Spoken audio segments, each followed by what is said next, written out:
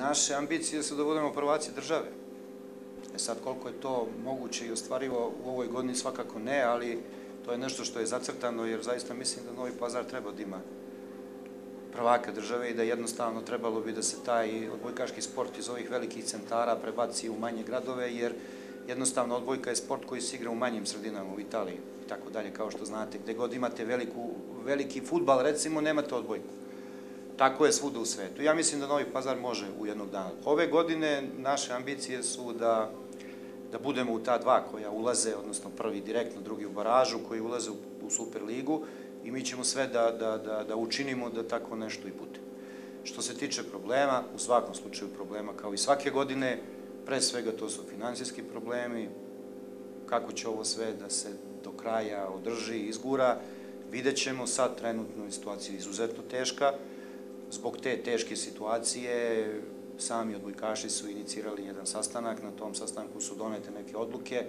Sa tim odlukama upoznat je i gradska uprava, oni su dostavili jedno pismo članu gradskog veća zaduženom za sport.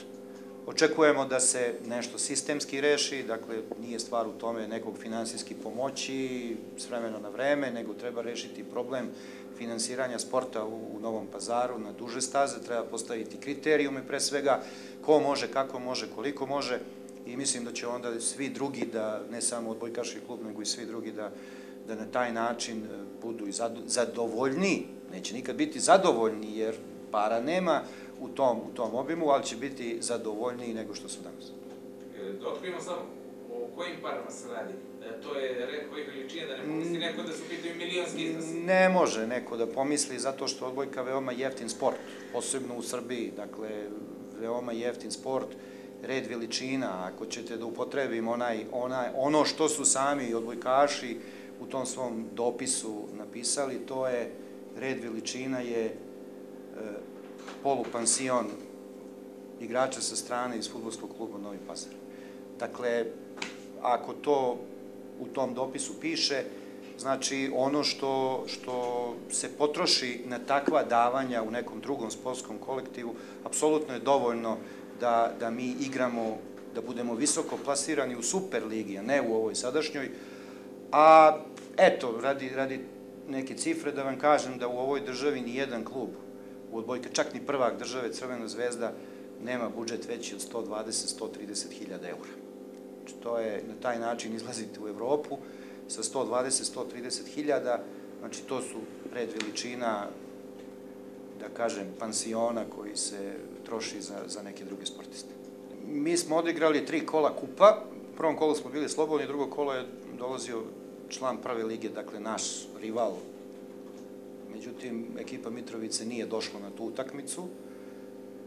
U trećem kolu smo igrali finale kupa sa ekipom Gornjeg Milanovca u Gornjem Milanovcu, koja je član druge lige i koja se sprema za ove godine da uđe. Dakle, oni su se strašno pojačali, mi smo tu utakmicu vrlo lako dobili 3-0, tako da smo ušli u osminu finala Kupa Srbije, gde će nam protivnici biti jedna od 4 ekipe koja su učestvovale prošle godine na Final Fouru. Dakle, to je Crvena zvezda, Vojvodina, Mladi radnik iz Požarevca ili Riptica. Znači, tako dolazi po nekom polu nameštenom žrebu. Jedna od te 4 ekipe će doći ovde u Novi Pazar igrati s nama u osmini Kupa Srbije. Što se tiče ekipe, ekipa je nešto malo promenjena u odnosu na prošlu godinu. Dakle, tehničara smo zamenili ove godine, to će biti Uroš Bulatović, igrač Partizana, dakle, on je inače rodom iz Leskovca, ali igrač Partizana. Na mestu korektora biće Rade Dojčilović, igrač koji je prošle godine nastupao za Novi Pazar. Mi smo mesec dana ovde imali novog srednjaka, dakle, to je bilo pojačanje koje nismo uspeli da zadržimo ovde iz finansijskih razloga, tako, eto, pomenut ćemo ga, ali od ponedeljka će nama da se priključi Marko Samardžić, isto igrač Partizana, inače rodom iz Ivanjice, juniorski reprezentativac koji će od ponedeljka da bude tu sa nama. Ono što je značajno u odnosu na prošlogodišnju ekipu, ja sam uspeo da vratim, dakle, uspeli smo da vratimo i Kemala Šećeragića, koji u prošlu godinu je pauzirao, nije igrao, ove godine se priključio i trenira već mesec dana, tako da smatram da ćemo biti izuzetno jači. Ono što ja moram da napomenem jeste da mi imamo velike šanse da ove godine, međutim, iz finansijskih razloga, ne znam kako ćemo to odraditi, imamo šanse da ekipi priključimo i Mladena Majdaka, znači prekaljenog internacionalca našeg odavde Pazarca, reprezentativca Crne Gore, internacionalca koji je, već ja ne mogu ni da nabrojim gde je sve igrao i šta je sve od titula osvajao.